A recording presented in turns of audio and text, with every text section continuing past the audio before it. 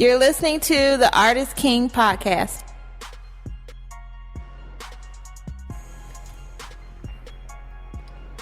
This is DTM of DeltaTangoMike.com, and this is the Artist King Podcast, episode 73.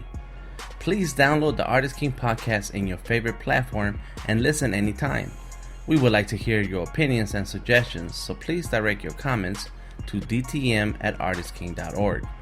The Artist King Podcast is available on iTunes, Spreaker, Stitcher Radio, and ArtistKingArchive.com. The Artist King Podcast is made possible by the support of our sponsors. You can find them on the Partners page under the home link of the Artist King website navigation menu. The law offices of Deborah Gonzalez Esquire, VelocityScreenPrint.net, RevolveSkate.com, O-Hub at Giant, Southside Sickest, Mix Manny Beats, The Biz Garage, Supernova South, HonestCon.com, and Sharpie Slam 2015. The biggest, baddest art event of the 2015 is coming to the Biltmore Hotel Wednesday, October 7th from 6 to 9 p.m. 6 teams go toe-to-toe and only one will be crowned ATL's Supreme Champ. Tickets now available at supernovasouth.org. I guarantee it, you will be sorry if you missed this. James Eugene has spent the last 4 weeks breaking down some of the best advice for artists in our weekly Artist Tips with James Eugene.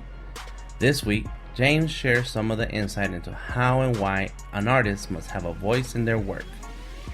James Eugene is a 20-year art biz veteran and instructor. Check out more of his work at neoartstyle.com and find him on Instagram and Twitter under ArtistGym114. Now let's hear James Eugene on the Artist Voice. My name is James Eugene, and I am an artist and painter, and I dabble in commercial arts too. I do both. I like to skirt the line. Mm-hmm. Some people don't. Some people can't. I can. Mm-hmm. Not because I'm great or anything, but just because my life's direction had dictated that I've done art with corporations and I've done art for myself. So I understand both worlds. That's the only difference. Gotcha. But I'm seeing that it's getting harder for me. My fine art, let me just say, is overpowering everything else now. More than the commercial art. More than anything else, commissions.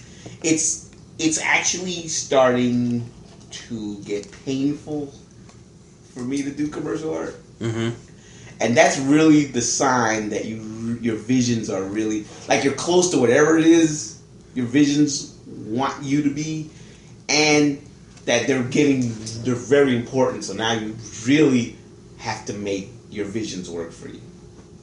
Like, I use commercial art as like as a way to not fall completely. You know what I mean? Well, it's also a way of living. That's how you pay your bills. That's exactly right. You work. You want to work within art and not have a job that takes you away from art or that's not nowhere near related to art. Absolutely. So doing commercial art and illustration is that. Go ahead. Like my professor told me, you should just do sheetrock wall. He said, I'm telling you, if you do commercial art and your fine art, it's going to drive you nuts. Mm-hmm. And I already know artists that has happened to.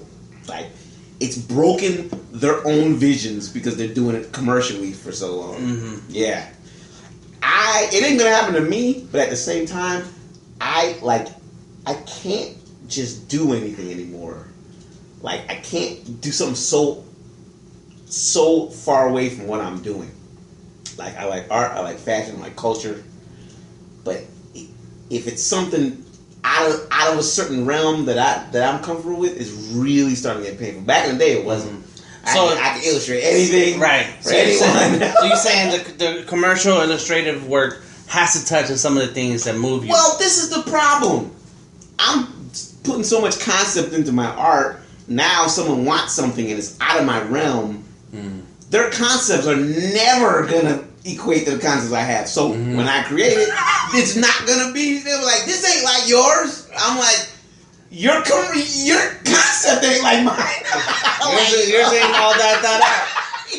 You ain't thinking all the way through. And it's always the same. Yeah. It's always the same way. Oh, do whatever you want. And you start doing it, and then now they grow a brain. Oh, wait, like this or like that. And like, okay, this is cool and all, but just don't expect it to be like this. Because I'm like, I call it something like Sun Ra, the experimental jazz musician call it. It's like Egyptian standard.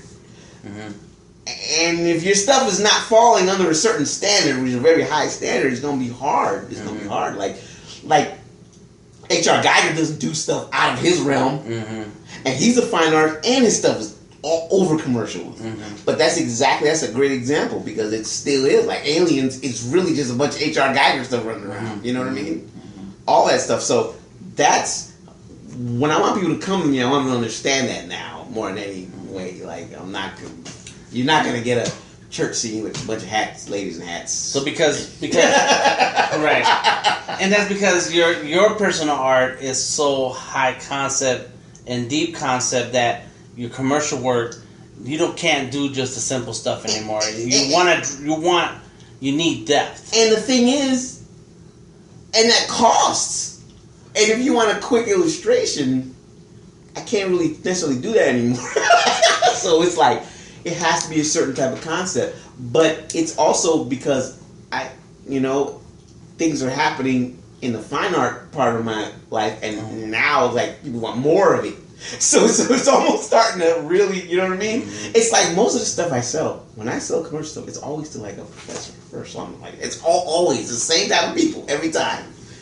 But it's starting to change, and I just have to be ready for it. And I know I'm not alone. I know plenty of artists going through the exact same thing. So it's just like, but you have to balance living, you know what I mean? And some commercial things you want to do, and some you don't. And then your own art, so you just have to balance it. But me, I've been having a harder and harder time balancing lately because that fine art side has been really kicking in. Yeah. Well, I think two things. One is your visions need to manifest, and that's why your personal art, your own projects have to come out. But two, I think you also had to identify as a commercial artist or one that wants to do work for hire. You have to identify what moves you, what messages are you comfortable with, and who would your customers be. So then, when you focus on what your customer would be, then you go after those companies. Then you go after those brands. So then you're like, and of course, a long time ago in the 90s and 2000s, Echo, like that was an urban but thing, FUBU and all that. You're like, they got the flavor, they got the hip hop. And that's my thing, so I want to work for them. You remember? Right. So nowadays, whatever you're feeling, whatever you're about, you need to find those companies and look for them and say, I need to work for people. Absolutely. That's you. And it's on you. It really, as a professional freelancer, it is on you to find the companies that you want to work for. Don't just be out there trying to hire me. Craigslist and they be like, I got something for you. And then it's $50. Yeah. Because you can't eat on that. Or when you ask them, what's the budget? That's on.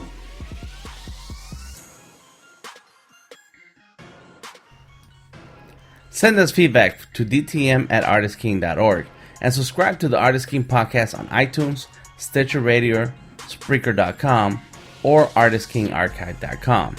This has been your Artist King podcast, and I am DTM of DeltaTangoMike.com, telling you to get out and learn so you can earn. Let go of the starving artist title and move into the thriving artist art life. See you next week.